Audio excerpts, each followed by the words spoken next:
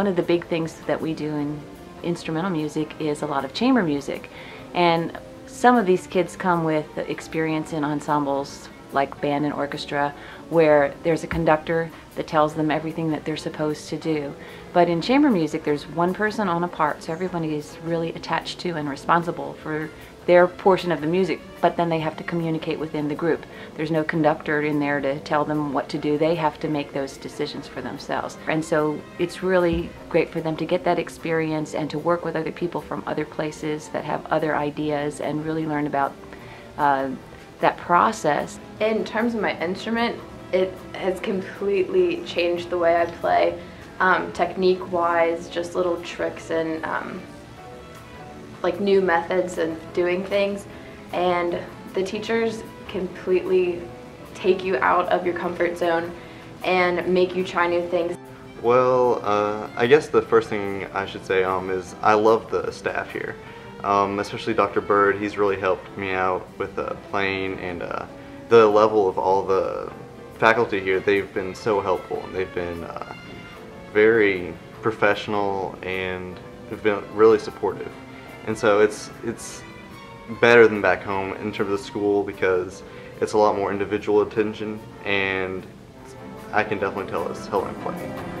I know that many of the students who have come to GSA have been studying at their same studio for many years.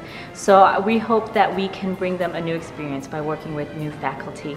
The biggest thing we want for our students is to be willing to take a risk and try something new, to move out of their comfort zone, because that's the only way that they can grow as dancers. The next step we really want to see is that they move bigger. You know, I think when they perform, they can move in a bigger way, but they don't necessarily take that in the classroom. And that's where it needs to happen and start, in the classroom, taking every exercise and learning to move beyond their comfort zone. And so we really push them to really travel through space, to really reach further, to really pull further, to yield and relax into the floor. How can you move bigger? How can you make this movement better? You can't be satisfied with just doing it. You have to perform it. First of all, they're always expecting you to do your best and to live every moment as if it's the most important in your life at that time. So that kind of changed my perspective on, maybe my feet are hurting, maybe I feel like I'm super tired, but if I think about how that moment is the most important in my life thus far, then I am pushing myself. I am not wasting rehearsal time. I'm making the most of it. They want you to be the best you can be, and they want you to persevere through all the hard things that we go through. I mean, body hurts, you're mentally tired, you're physically tired, but you can push through it and become something better than you are already. So we work with the students in a couple of different ways. We ask them to think about the built environment in a really different way than they're used to. We ask them to think about things like sensation and perception and what space really starts to mean to them, not just what finishes and what materials are being used, the difference between a big building like a library or a courthouse and what a neighborhood is, but actually the small nuances of space and scale between and within those sorts of things. Well, what I really like is that when I came here to our first day of class, you know, all of us are a little bit nervous. We're not knowing really what's going to go down, or, you know, how our teachers are going to teach something like architecture. But they create a nice balance between teaching us, you know, how to use scale rulers and how to use T-squares, and, you know, how the technical skills balanced with, you know, the more conceptual ways of thinking, which are really important. GSA is really focused on more of the art aspect of architecture, not so much the different styles as how a certain building will make you feel. It's what kind of feeling do you get when you walk into a room, what kind of a person would like a certain kind of a house. And I really had never thought about that kind of stuff before. I've always just, you know, seen, oh, it's a colonial house or it's a Tudor house. And this has taught me much more about in-depth concepts in architecture. There's so many different avenues to go down in architecture and so many different job possibilities, and I've just really learned what I can be, and it's just been a great experience. This program's offered me a lot to improve my acting. Well, not only like just to improve my acting, but to just improve, I guess, my skills and my perception as an artist, and then just as a person overall. Like, I've only been acting for not even a year now, and I've just learned so much from being here. Like, we started off with the basics, like the fundamentals, and then we got into like Shakespeare and like scene work, and you know, down today we're doing like monologues, and it's just, I've learned so much in 3 weeks than I've ever learned in like my year, or my less than a year of acting.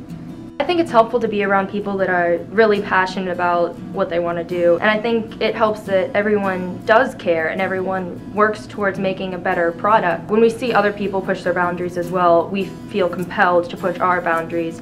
Because everyone's being pushed, it feels more natural to want to go farther than you usually do. Well, they're going to gain a lot of experience in new materials and new practices, different processes that they're going to work with. They do learn a lot of community bonding, really, like working together.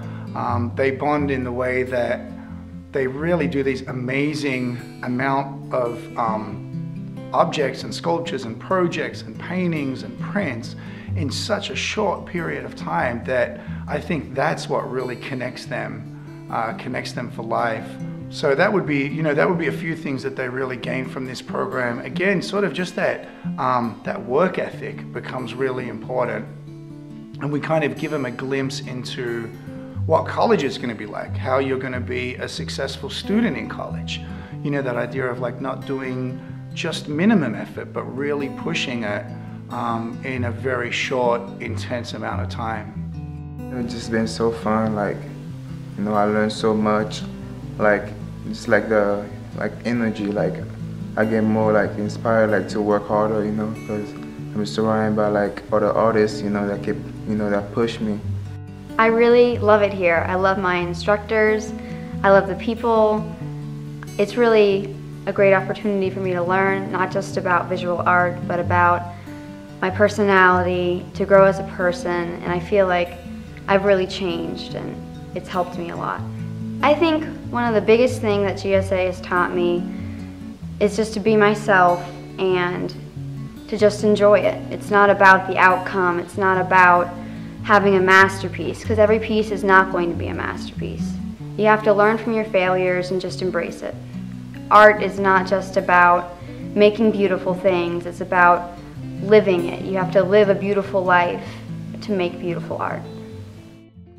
Everything that we do here becomes the backbone for setting them up for success in the studio. We make every effort for them to have a positive living experience so that when they are in studio time, they can perform at their best and create the best in their art form. Well, obviously GSA is only a 3-week program, so it's really hard for us to build community in such a short amount of time. We want the kids to bond with each other as well as to what they're doing in their art form. So we have a number of things that we do just to build community really fast. We put them into RA groups of 10 to 12 students, so they get to know 10 to 12 students extremely well with one RA. And then we do exercises. We have a community building exercise, which is all about figuring out who you are and realizing that even though there are people in the circle in your RA group that are different from you, there are more similarities in your stories than you realize. So that's always a very rewarding time, a very rewarding day. And I think it really helps them in studio figure out what their individual voice is, which is maybe something they've never even thought about before. With residential life, we really try to just encourage them to spend time getting to know one another and learning from the other students are here, because every one of them brings something so valuable to offer to this program. And it's amazing to see that change by just being around people that are so different from what these students are used to. A very big part of this is learning how to work with other people and your equipment. Like you said, you know, we all came here and we're familiar with our cameras and the processes, but it's the application that really gets, you know, we really get into applying those skills to, you know, real life situations. They say, here, take this camera and go shoot pictures of these people you don't know. You learn a lot about how to deal with people and how to collaborate with other people in your work. Definitely that, and like I said before, knowing how to plan out a large project is going to take me a long way. I wanted to come here because I've always been into photos, and I've just recently gotten more into video, and so I knew that if I came here that I'd be able to work with people who've been doing this like longer than I've been alive, you know. So I felt like it'd be a really excellent chance for me to like not only grow in what I'm used to doing, but stuff that I'm not used to doing. And so far it's been just like that and so much more. Like I've learned so much more than I could at home, and it's just awesome to be here. I think I want them to understand the hard work of writing, that it is not just sitting down and only just writing what's in your head, but that writing is a process. Of course, that's part of it. You know, you write down your thoughts, you write down your ideas and all the characters and worlds that you have in your head, but to not hide behind language, but to use language to enhance and to tell a real story, whether it's their personal story or a story they pull from their imagination. But I see them using the world around them even more to enhance their imaginations. Well, I'm not sure what I expected from GSA because I haven't really had much support with writing, and I wasn't exactly sure what you would do like for writing at a camp, but it has met expectations that I didn't know it would meet.